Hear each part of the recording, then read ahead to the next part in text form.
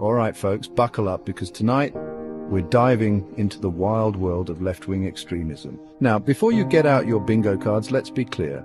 This isn't about your grandma who likes that badge-wearing politician Bernie Sanders or your college roommate who won't stop talking about socialism. We're talking about the real deal, the fringe groups pushing radical ideologies that, frankly, make even the most liberal among us raise an eyebrow.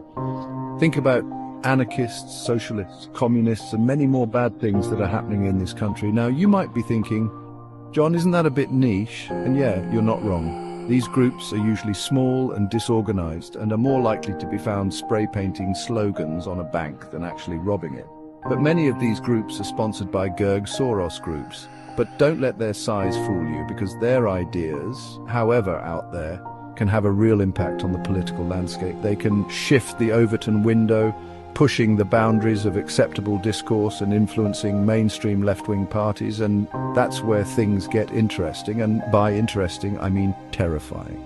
Because when legitimate concerns about social justice and economic inequality get hijacked by extremist rhetoric, it creates a breeding ground for division, distrust, and in some cases violence. We've seen it time and time again throughout history, and folks, spoiler alert, it never ends well. One of the biggest concerns about left-wing extremism is its potential impact on national sovereignty. Now, before you start picturing a ragtag group of socialists storming the White House, let's unpack what that actually means. Sovereignty, in a nutshell, is a country's ability to govern itself, to make its own laws and decisions without interference from outside forces. Think of it like this. Your country is like your apartment. You get to decide who comes in, who goes out, and what color you paint the walls. But if you're constantly inviting a bunch of strangers over who start rearranging your furniture and telling you how to live your life, well, you've kind of lost control of your own space, haven't you? That's essentially what some people fear could happen with left-wing extremism. They argue that these groups, with their globalist outlook and disdain for traditional borders, could weaken a nation's ability to act in its own best interests. They point to things like open borders policies and international agreements with corrupt politicians who want to exploit and drain the American economy. Now, it's important to note that this is a complex issue with no easy answers. There are legitimate arguments to be presented to understand the negative causes that left-wing parties cause in a country. But the key takeaway here is that unchecked extremism from any part of the political spectrum can have serious consequences for a nation's ability to govern itself effectively. Hold on to your apple pies, folks, because left-wing extremism isn't just coming for your borders, it's coming for your family values. Okay, maybe not literally. And we can see that some of the ideas advocated by these groups can devastate traditional notions of family and relationships. We're talking about things like the abolition of the nuclear family, the promotion of alternative lifestyles, and a general questioning of traditional gender roles. And these are conversations that have been going on for decades, and there are points to be raised. But some argue that left-wing extremism takes these ideas too far, pushing for radical changes that could undermine the very fabric of society.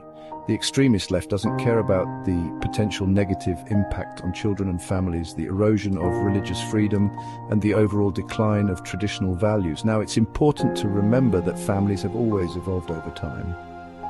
What was considered traditional 100 years ago is very different from what we see today. But the question remains, how much change is too much? And are we prepared for the potential consequences of dismantling centuries-old institutions and beliefs?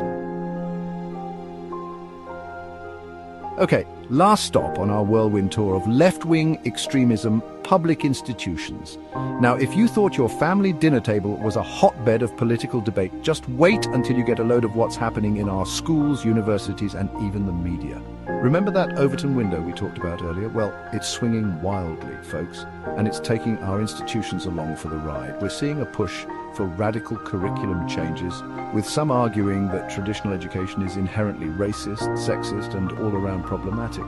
Universities are becoming battlegrounds for free speech, with speakers being shouted down and protests turning violent. And don't even get me started on the media, where objectivity seems to have gone the way of evil. Now, again, it's important to acknowledge that our institutions aren't perfect. They need to evolve and adapt to reflect the changing world around us. But critics of left-wing extremism argue that the solutions being proposed are often worse than the problems they're trying to solve. They worry about indoctrination, censorship, and the erosion of critical thinking. So what's the answer? Well, it's complicated, but one thing's for sure: we need to be having these conversations, and we need to be having them honestly and openly. Here's a more refined version, because if we don't act, we risk allowing left-wing extremism to dictate the terms of the debate and shape every aspect of our lives, potentially undermining our sovereignty, values, and institutions, and shape the future of our society. And that, my friends, is a truly scary thought. Thanks for watching. Subscribe, leave a comment, and we'll see you in the next video.